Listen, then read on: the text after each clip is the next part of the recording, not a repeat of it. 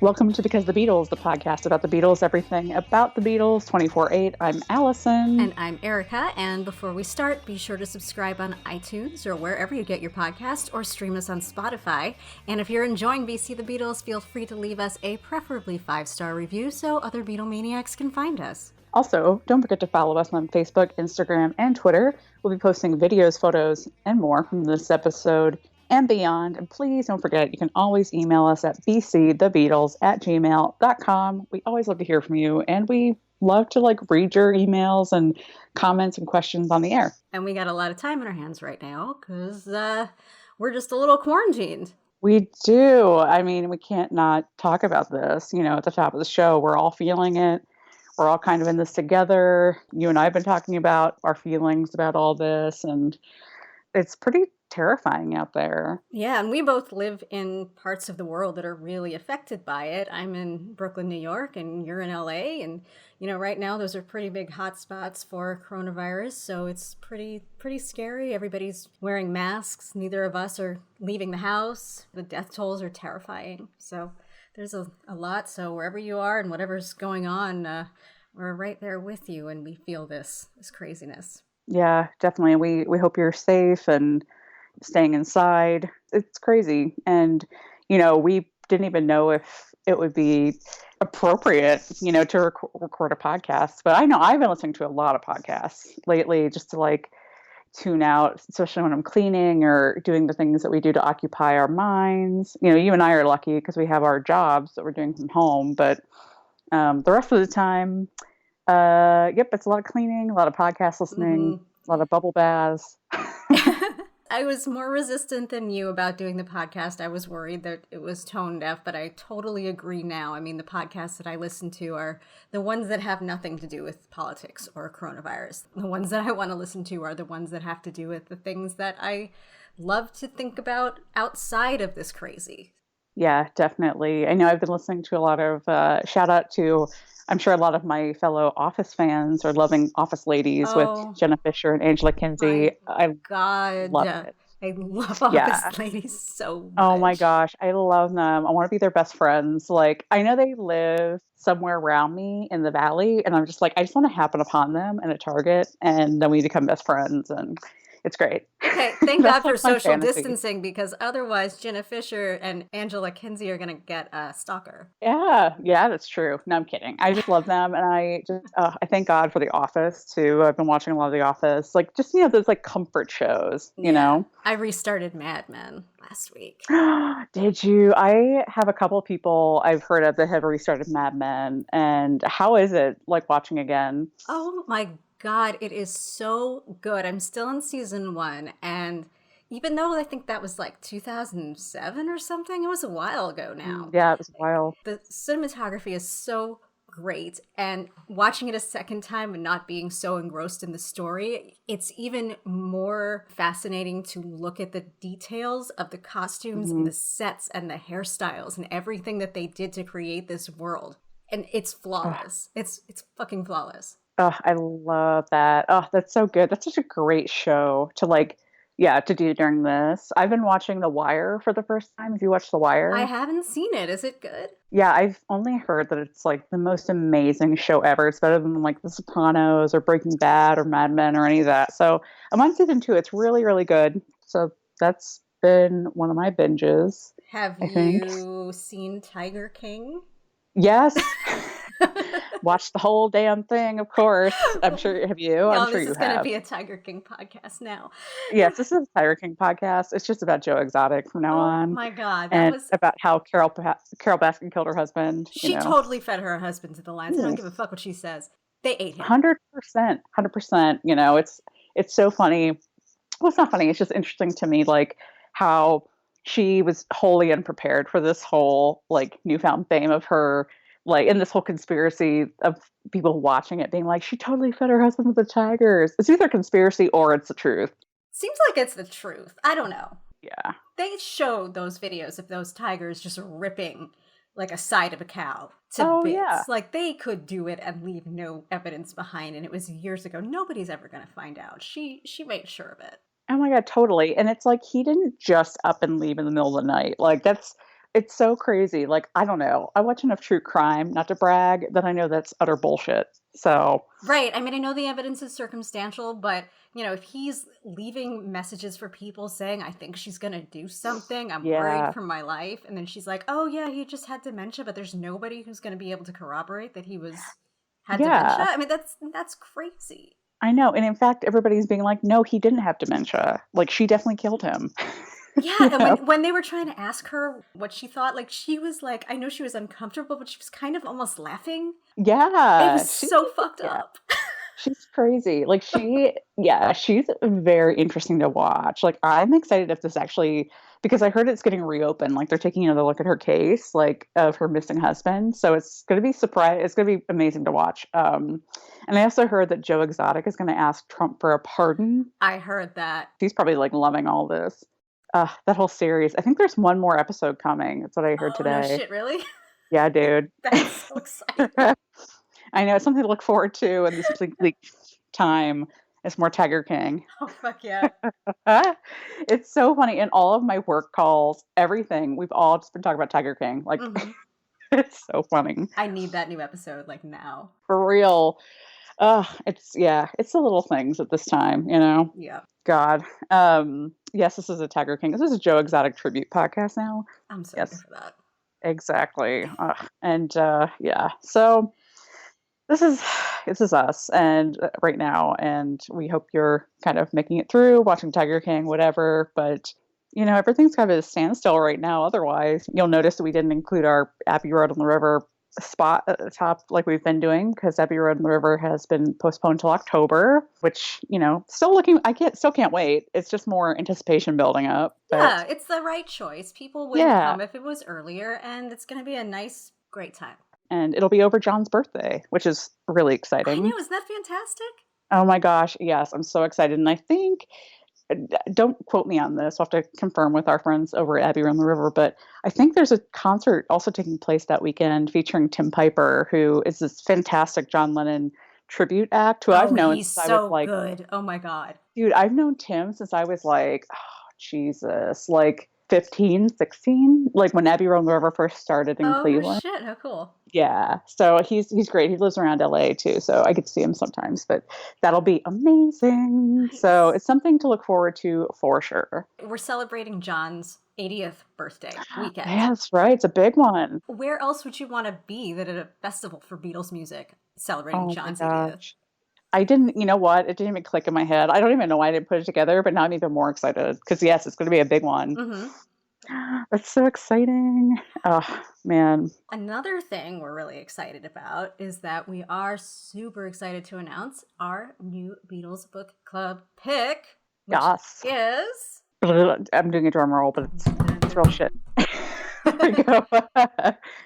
It's Jennifer Juniper, which is Jenny Boyd's new autobiography. Oh my gosh, it's so good. It's so good. Yeah. And if I'm sure the name sounds familiar if you're not familiar with Jenny. She's, of course, Pattie Boyd's sister. But in the 60s, she was a model. She was a member of the London swinging 60s scene. She lived in Chelsea. She was a model for Full and Tuffin, which if you're not familiar with them, you'll know Mary Quant, who, their styles are very similar. Both design houses participated in this movement called the Youthquake, which was bringing, London style to America. She also went to India with the Beatles and Donovan. Donovan wrote Jennifer Juniper about her. They had an affair. It's just, there are so many like surreal moments in her life that it's just crazy. And this book goes through all of them. Yes. To me, it's so cool. It's such a great book. The book is so good. And even better is when we finally do the book club, we'll be able to welcome Jenny onto the show to talk about the book with us. Oh my gosh, so excited. We can't wait to talk to Jenny. She's so cool. And we'll be making, posts on our social media calling for questions for Jenny before we record the episode. And, if you haven't gotten the book, it's out now. It came out late March, I believe, just a few weeks ago. And yeah, it's everywhere. She's been doing some really cool interviews to promote it, and yeah, we're so excited. I can't wait to talk to her.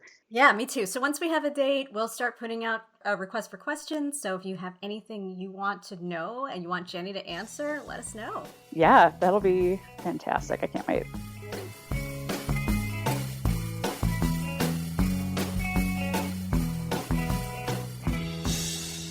Today, the feature of the show, as we like to call it, the meat of the show is going to be a little bit different. We don't really have much planned structurally because it's just madness out there. But we Yeah. thought we'd catch up with you guys, tell you a little bit about what we've been up to, some of the stuff that the Beatles world is doing amid the coronavirus catastrophe, I guess. I think this episode needs to be called "We All Live in Corona Quarantine." Oh, oh my God. Oh, I need a moment to That's so good. Wow. Okay, well, we're calling that episode. So you guys are witnessing. This is us naming the episode that's already named "We All Live in Corona Quarantine." How come nobody's written that yet? I don't know. As like a parody. I don't know. Let's talk to Oh my Ringo. Amazing stat. Let's talk to Ringo. Ringo. At Ringo Starr Music. Hi. Here's the thing you need to do Right while now. while you're in your bunker, hopefully where Paul is too. Yeah. They just need to be underground somewhere. But oh my, that's so genius. I love it. I love it. Oh my God. But yeah, so while we're in our Corona quarantine, which I can't not now say with like the beats of Yellow Submarine. Exactly. Yeah. Yeah. Well, let's take a virtual trip back into the recent past when we were allowed to roam the earth. And Allison, you went on an epic London and Liverpool trip. I did. And I gotta say, like, I was thinking I was crazy because I just went to Rome for Christmas, and I like spurred the moment, as I said in the last episode.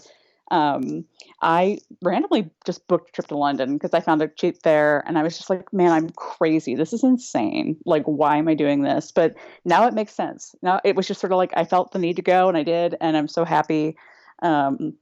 And I got to tell, it was a really busy trip. It was a very quick trip. It was like maybe like 6 or 7 days, and I went to London and Liverpool, and it was just a whirlwind, just packed stuff. But it's all good. So my favorite Beatles thing of last episode was the trip, but specifically, I was going to go to Abbey Road Studios, which I did, and it was life changing. I think I felt my soul leave my body. Oh my Yeah. God. So we haven't really even talked about this No, in we too haven't much talked about depth this. at all. So kind of waiting Yeah. for this. So just say it all. Tell me everything I want to know. Just say it.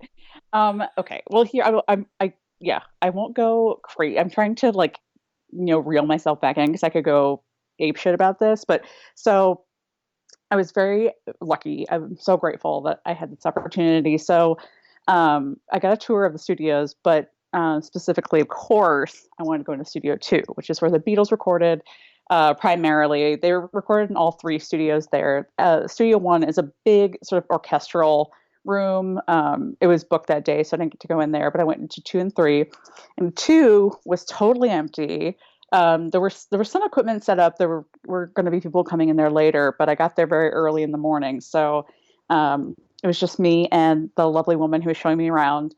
We went in there, and I just was like, I mean, I have never been that close to tears. I just, it took my breath away. And it's just like you see in photos. Oh my God. It's very small. And I warned her. I was like, dude, I'm going to be so annoying and ask you to take photos of me, like everywhere. So please. And she was very gracious and did it. But so I got to walk up the staircase, the famous staircase from the studio to the booth. Which I just like, I don't even know. I don't know if I like comprehended that. And then I was like, can we go into the booth? And we did. And so it is completely redone. It looks totally different. They've got some of the original equipment in there, but the window is still there. And I just like, I took a photo of Studio 2 out the window from the booth, just because God, it's like, so cool. That's where George looked out the Beatles, that's where, all of that happened. And it's just amazing. So Got to go into the echo chamber, which is out the back of the studio. So you exit sort of out the back, and then you go into this little room. It smells like a basement, which I loved. It took me back to like my childhood basement. Um, but yeah, Nice. it's just this like concrete room that fed into Studio Two, feeds into Studio Two, and produces the echo effect. Yeah, it was insane. There was one moment where I was in there just alone by myself, and it was so quiet, and it was just like, just looking around the room, it definitely is one of those spaces where you feel that something happened here. Like it's just, yeah, it was incredible. Yeah, Oh my God. What an yeah. experience of a lifetime. And those pictures that woman took, outstanding. Thank you. Yeah, I always hate how I look at pictures, but I don't care. Like I love those photos so Whatever. much. You look amazing, and Abbey Road looks amazing, and you fit great in there. So perfect. It was great. And the weirdest thing, it was so funny because we were going into Studio 3, which is if you're going into the studios, it's the first one you encounter on your left-hand side. And as we were trying to get in, who walks past us but Giles Martin? Holy shit. Giles fucking Martin walks past us and makes a little joke about, getting into the studio. And I was just like, ha ha ha ha, Giles Martin, holy shit. Of course I was very composed, but as soon as we get in there, I was just like, oh, okay. Like, no idea I was going to see this guy today. Wow. Uh, and then, yeah, then at one point we went down to the canteen, which is also a very cool experience. We got some coffee and just sat there and talked. And then, of course, Giles comes in and he sits like literally at our table, 3 chairs down from me. And I'm just like, okay, yep, yep, yep. This is happening right now. This Did is he great. sit down to chat, or was he just like keeping to He himself? was No, he was chatting with this guy sitting across from him. I'm not sure who it was, but yeah, they were having a little chat, and then they got up to go probably do work. But I my friend and I were assuming that they were doing work on the new Let It Be remasters that we all know are coming. They won't announce them, They're in but September. There's a book that's going to be published, I think September 10th or so. A companion book. So no one's saying it, but it's going to be in September yeah, unless it's something with Corona happening. delays it, right? Oh, yeah, that's true. The studios are closed right now because of the coronavirus, Yeah. but who knows? I mean, that kind of stuff can be done at home if they have the right equipment, but yeah, who knows? But yeah, so at that point they were working on something, dot, dot, dot. Mm. We'll see what it was. Did you hear any snippets of conversation? I didn't. I was just, I was trying to, have my own conversation with the woman I was with, but I don't know. I think I just blacked out a lot. Yeah, I It's can like, imagine. so yeah, it was pretty surreal. But it was wonderful. And after that, I went to the new Abbey Road store that's right there. And oh my gosh, I could have spent so much money in there. Oh, But the merch online is so cool. oh my gosh, yeah. And I remember talking on the podcast about the jewelry line that came out around Christmas. They had all that there. Yeah, it was so cool. And I would have done the picture you have to take walking across Abbey Road. I've done it a few times, but I had all my shit with me because I was heading out to Heathrow to fly home right after that. But I did stop, Erica, and plaster our stickers, our BC the Beatles stickers all over the lamppost outside of Nice. Abbey Road Studios. So, if you're listening, because you saw one of those stickers, hi, that was me, the crazy girl in the red Fantastic. coat. Yep. I definitely got some looks. But yeah, that was pretty amazing. And also while I was in London, I got to have dinner with our friend, our past guest, Leslie Cavendish, the Beatles hairdresser. Aw, Love him. Hi, Leslie, if you're listening. he's He such a does sometimes. sweetheart. He's so sweet. He brought along Ernie Sutton, who is the president of the British Beatles fan club. And so he was really fun to meet and chat with. Yeah, wow. Yeah, we just had a great night. We went and got some Italian food. We closed down the place, drank a couple bottles of wine, like told story. It was really fun. It was just he's such great company, and definitely if you haven't read his book, The Cutting Edge, about his time as a Beatles hairdresser, please do. It's so good. Hmm. Uh, and he was on, I think, episode 3 or 4. Yeah, one of the very early ones. Yeah, and I got to see a couple other pals of ours, Simon Weitzman, who is working on his film Here, There, and Everywhere about Beatles fans. Our friend Richard Mills, who, God, he's doing a different project every week, I think, to do with the Beatles. Yeah, his book came out. Oh, yes, it did. He was talking about his book. Gosh, it was so busy. It was packed wall to wall. Yeah. And then, of course, went to Liverpool and, yeah, that's a big blur. But yeah, so I went to the Cavern Club, love to go to the Cavern Club, and got to see a show there, which I hardly ever get to see shows when I go to Liverpool. But the Cave Dwellers are playing when they sort of cover all the Mersey Beat bands. So that was really fun. I went with our friend Allison, who is getting her doctorate at Liverpool Hope University in cultural studies. She has her master's in the Beatles, but she lives in freaking Walton. Like she's a Oh my stone's God. throw away from the church where John met Paul. Actually, I met her in Walton and we walked up to the new Strawberry Field Museum. I hadn't been there. Obviously, it's brand new. I'd been to Strawberry Field, the gates before, but Hmm. now it used to be just like brush behind it, but they've cleared it all out. They've made this beautiful new complex. The museum there is great. It kind of goes through the whole history of the space and the Salvation Army, their presence with Strawberry Field and all that. And of course, John Lennon and the song Strawberry Field specifically. It's small, but it really is packed with stuff. So it's really a quality museum if you take your time and read everything. They also have a little cafe. They have a nice garden with the actual original gates of Strawberry Field in them. So you can go out, Oh, how cool. yeah, like see them and take pictures and all that. So that was really fun. That was definitely different, something new. And this is the thing, it's so weird. I'm like rambling, but it occurs to me that there's always something new in Liverpool. Every time I go, there's like three new things. And this time it was no different. That's new. We talked about on the podcast the new Magical Beatles Museum. Rogue And, Bests. depending on which source, Rogue Best Museum. Yeah, I sort of call it that because I've seen it called like three different things, depending on where you look. But it's on Matthew Street, kind of catty corner from the cavern. It's pretty big height wise. It takes up about 4 or 5 stories of this one building, and each floor is dedicated to a different period in the Beatles' career. So the first floor, first floor is Loppy Gift Shop, and then the next floor up is the very early times, like the late 50s to 1960 or 1961, and then it goes up from there. And of course, because it's Rogue Best running it, Pete Best, a lot of the memorabilia comes from Rogue's father, Neil Aspinall's collection. It's very heavy on the early side. So there's a lot of really cool, like early memorabilia. They have like Pete's like leather pants from Hamburg, which is crazy. Oh, that's so cool. I know. And they have stuff from Mona Best too. I really gained more of an appreciation, understanding for her. And we should definitely have a whole Mona Best podcast because she was phenomenal. Oh yeah, that'd be Um, great. yeah, and that's Pete and Rogue's mother. And then as you go up, there's even like photographic opportunities where you can like put on robes and pretend you're in the Magical Mystery Tour. Or, Nice. it's a fun interactive museum. Yeah, so definitely worth a visit. And this was the first time I got to go to the Casbah Club, which is a must do. I don't know how it's taken me this long to get there. It's in the original space in Hayman's Green, out in, I mean, it's not too far from the center of Liverpool, but it's a little bus ride away. And, we were there by ourselves. We got a tour from Kenny, who was fantastic.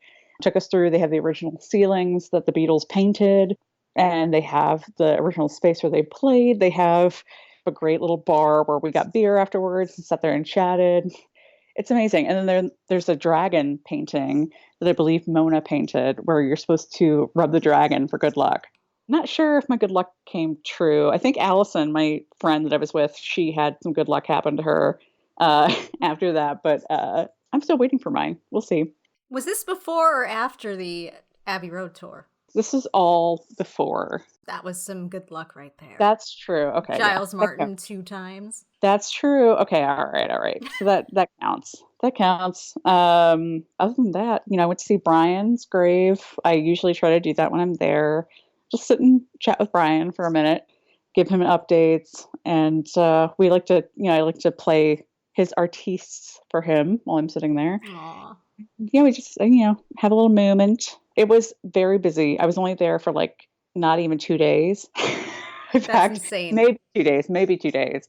Yeah, it was very, very fast. And then, I was back to London, but it was quick, but I'm so glad I got to do it before the world kind of shut down.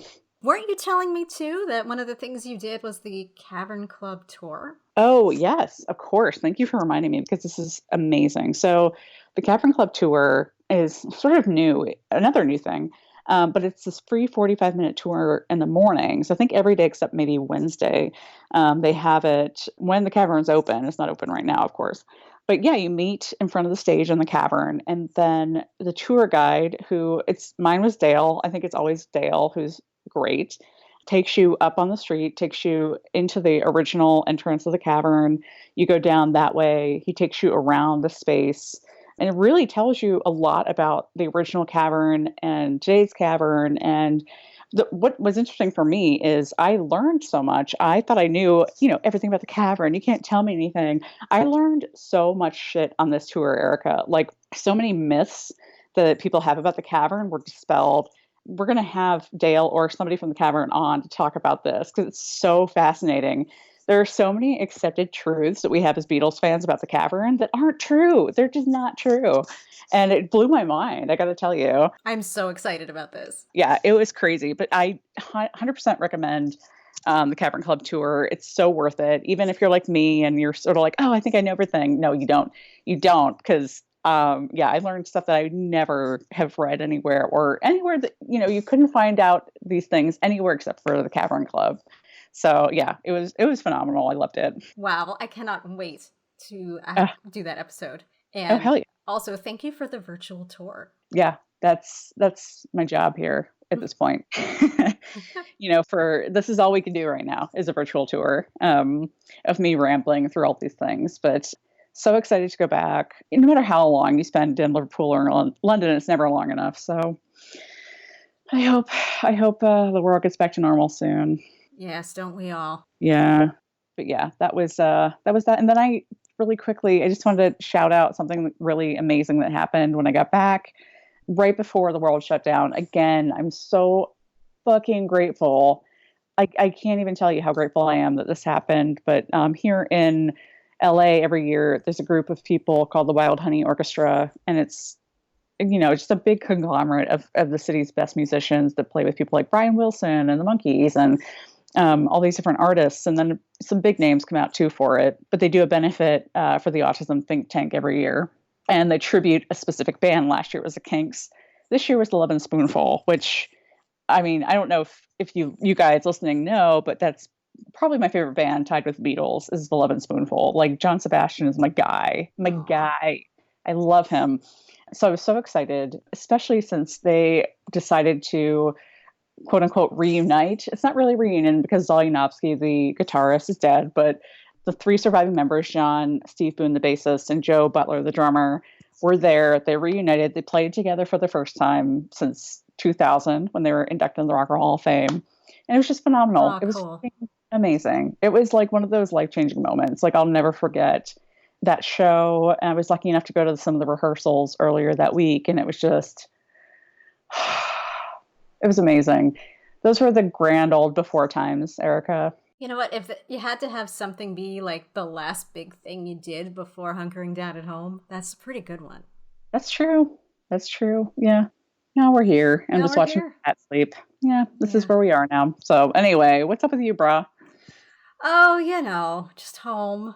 And since I was home, and I was just checking in with our Beatles family to see if they're home and see what they're doing and to make sure that everybody's safe and to see what kind of initiatives were going on with all of them. So I will start with Paul, who about 2 weeks before we all went home, maybe the week before I had to start working from home, there was a picture of Paul at JFK Airport. You saw this? Oh my God, yes.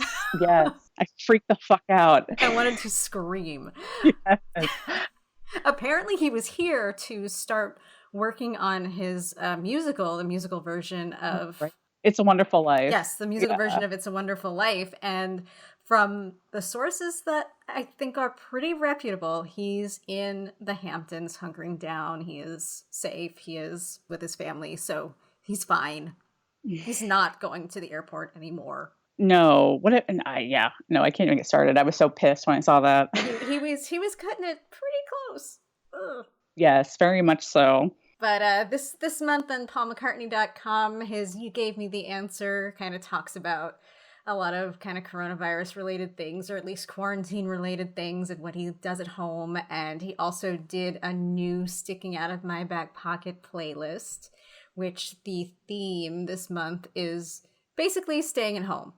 Eat at Home is my favorite song on the list, though that song, as many people know, is about having sex with your wife, not eating dinner. So yeah, it makes me laugh whenever like Paul McCartney, like his team or whatever, tweets or posts about it and they reference Eat at Home. I'm like, you guys, you're either naive or you're just like not even addressing. They know we know too. It's funny because that playlist this month, so it's got a lot of deep tracks on it, which is great, but also like, okay, so I love Off the Ground. We I all know know what you're this. gonna say. Yes. Are you really? I think so. You really? Yeah. So I appreciate that they put Wine Dark Open Sea on there because I think that is one of Paul's like greatest sleeper love songs. Like people never reference it, but I think it's great. But like they kind of should have put Hope of Deliverance on there. Is my comment. That's a good point. What did you think I was going to say? I thought you were just going to be angry that there wasn't enough of that era on the playlist. I mean, I'm always angry about that. And, I haven't seen anything from Driving Rain pop up at all. So. No, but there's one from Off the Ground. I think that's the first time Off the Ground has appeared on this. It's a start. But Driving Rain, Paul, come on. Let's do this for May.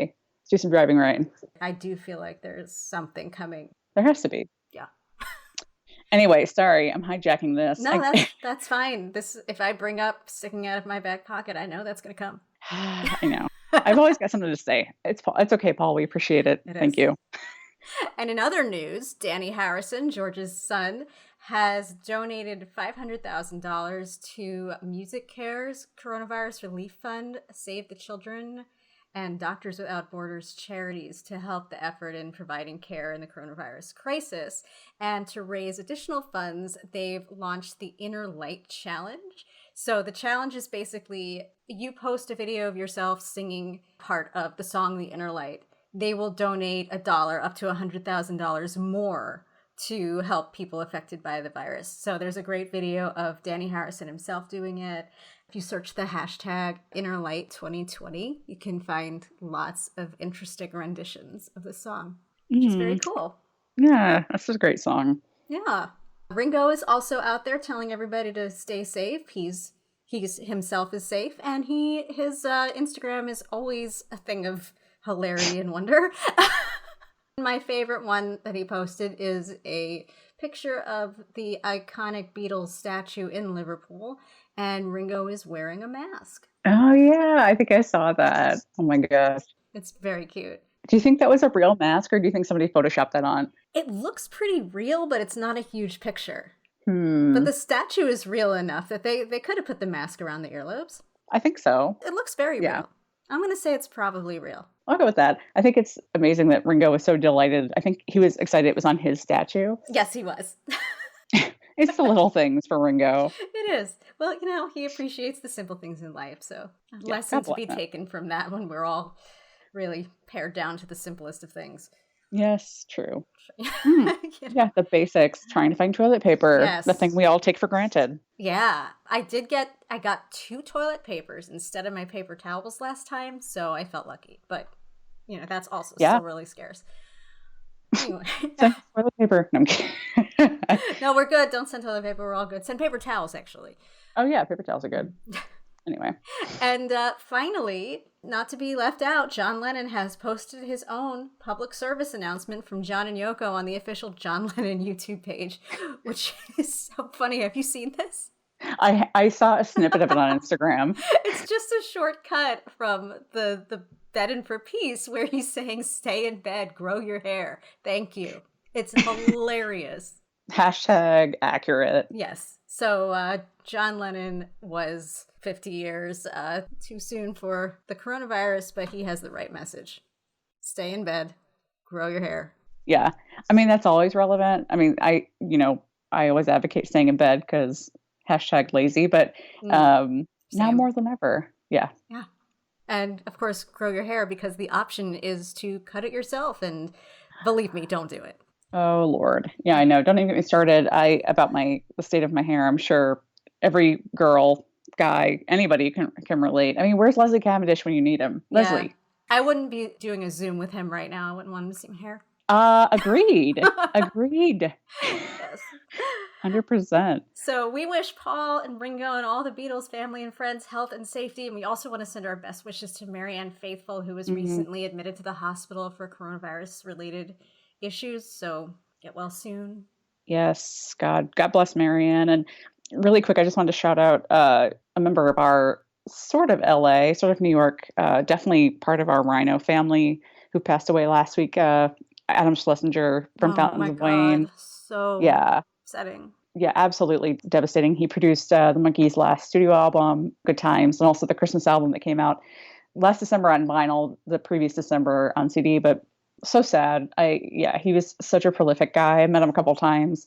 Really nice, really humble, and I mean, God, such a big fan of that thing you do. The song that What a he great wrote that. movie. Such a fucking great movie, and of course, Fountains of Wayne. It's like that takes me right back to college. So very sad. Rest in peace, Adam. Thank you for all of your work. So grateful.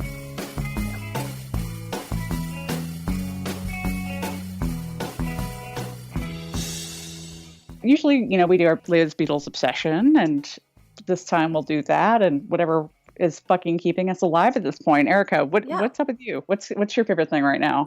Well, I mean, I'm doing a lot of binging, and I'm going to recommend a couple of things. First, if you have never heard the podcast, The Ballad of Billy Balls, I'm going to recommend that. It's part true crime, part the 80s punk scene in New York City and the Lower East Side. It's a mystery. It has to do with gender identity and your parentage and your own identity and who you are. And it all mixes in with music and intrigue and crime and deep emotions and just really weird characters. It's Finnish, so it's a complete story. So if you need to binge something, I would say that Ballad of Billy Balls. Oh shit. So good. Cool. I literally I subscribed to it as you were talking. Anyway. Yeah, you're gonna love it. It's one of those things like I wish I'd never heard it before because I wish I could hear it again. Like I love it. I love it. And the narrator and writer and part subject of the story, Io Tillett-Wright, is just such a phenomenal writer. You will love it so much. Amazing. Yes. I can't wait. And another thing I'm going to recommend, and maybe I'm late to the party on these guys, I've never heard them before, but they're called either the REO Brothers or the Rio Brothers, REO. Have you heard of them? No, not at all. I mean, it's REO like REO Speedwagon, or is it? But lowercase. So I think it's Rio. They're a Filipino band of 4 brothers. They perform covers of the Beatles and the Beach Boys and Dave Clark 5 and America, Gary Lewis and the Playboys. Like they do these things and they sound so much like the Beatles. Like they sound more like the Beatles than the fucking Beatles. Like oh my God. They seemed like they kind of hit their height in like 2014 in Manila, and then they performed at a concert in 2014 at Madison Square Garden. What? Yeah, like they were really like active, and like their Instagram stops at like 2016. So I've been researching them. Like, how did I never hear them before? But now it seems like maybe they're stuck in quarantine too, and they've started releasing more videos on their YouTube page like every couple of days, and they're so good. Oh snap! Like, they're so good. Like, listen to their version. We'll have to post this on our socials. Their version of No Reply is, like, ridiculous. Oh, my God. I'm so excited. I've never heard of this. I can't wait I to love listen. These guys. So, those are my recommendations. Enjoy them. We're going to have to post the Rio Brothers. They're so good. Oh, my God. I hope they get booked on some sort of fest here. Like, either Abbey Road on the River or the Beatle Fest or, like, whatever. Like, I want to see them. I want to, like, experience this. These guys they're so good. I wish we could all listen to them together right now. Like, I wish I knew how to, like, make that work, but I don't. Like a party? Yeah, exactly. Yeah, like a Netflix party, but with YouTube and with these guys. That would be fun. Too bad we couldn't do Instagram Live, like split screen, like, and listen to these guys. Like, if you guys know more about Instagram Live than we do, and you know how to do that, let us know, and maybe we'll have a little party with the Rio Brothers and us on Instagram Live or something. I don't know, or Facebook or something. That would anyway, be really fun. We can do that. Yeah. I saw somebody do that on Instagram like last week.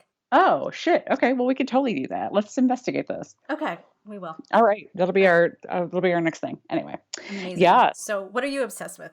Or what are you watching to get through it all or listening to? It's keeping me afloat. Yes. A few things. So I'm in a rewatch of one of my favorite shows that I grew up on that really formed my warp ass sense of humor, which is The Kids in the Hall. Oh, nice. I love them so much. I just can't even. They're probably my favorite they're sort of like a rock band of comedy. Like I love them all so much, but yeah, just it's so comforting just like watch an episode or two before I fall asleep. And it's just so fucking funny. I just love those guys. And then I also am going to endeavor my big project for the quarantine is to learn how to use a sewing machine. Ooh. It's so random, but there is the V&A had this great Mary Quant exhibit when I was in London. I got to see the very last weekend of it. And they put up these patterns where you can make your own Mary Quant design dresses. Oh my God. Yeah. And of course, I fucking love clothes and stuff. So I'm like, I want to do this. And never used a sewing machine. I have an old one that one of my old roommates left here. And so I've been sort of refurbishing it as far as I can tell. And yeah, so I just ordered my fabric tonight. So hopefully I'll get it and not completely fuck it up. Wow. How cool is that? Yeah, we'll see how it turns out. It might, and also I think my first project is obviously going to be making face masks. Oh, great So idea. let's see how that goes. Yeah, I don't know. Other than that, so last week I had the privilege of having drinks with another one of our past guests, the rock and roll detective himself, Jim Berkenstadt, who literally wrote the book on Jimmy Nicol called The Beatle Who Vanished. And I got a virtual tour of his like Beatles lair. He has all this Beatles shit. Oh, up. really? He's got crazy crap. Like, and Jim, if you're listening right now, wow. Like, he already knows I already fangirled over all his stuff. But yeah, he's been collecting for a long time. So he's got quite the collection of like Beatles stuff, like Traveling Wilbury stuff, George solo stuff, because he's worked on, George projects through the years. And it's pretty amazing. And he's he's always a good fun to have a drink with. So wow, I'm sorry I missed that. He is a fucking riot. Oh dude, yeah. Next time. It's yeah, we'll have to do it again. But yeah. And then I guess the Zen part of me is I bought these candles at Strawberry Field at the gift shop. And I just sort of wanted them because they had like this picture of the gates on the outside or whatever. But oh my God, they smell amazing. Do they smell like strawberries? One of them does. I didn't buy that one because I love the smell of like orange and citrus. So I bought that one. And another one it's just like called Clean Linen or something. And oh my God, it smells so good. Oh. And I think one of them burned out today. So I'm going to have to get another one ASAP when they reopen. Yeah. Have somebody send one or something. Oh, so good. So that's where I am. By the end of this thing, we'll be domestic and have very, very, very clean houses. So. Yes, exactly. Yeah, and I can only hope that somebody's listening to this in the future, and we've made it, and it's all good now, and this will just be an historical event that happened and went away. Hear, hear. For real. But anyway, we hope you guys are staying safe. Please, please, please stay home. And yeah, thank you for listening to Because the Beatles, as always. Subscribe to us on iTunes, Apple Podcasts, wherever you're listening right now. And please, please, please give us a rating/review so other Beatle maniacs can find us. And please follow us on Facebook, Instagram, and Twitter. We'll be posting photos and more from this episode and beyond. And remember, you can always email us at bcthebeatles@gmail.com. See you next time. Bye. Bye.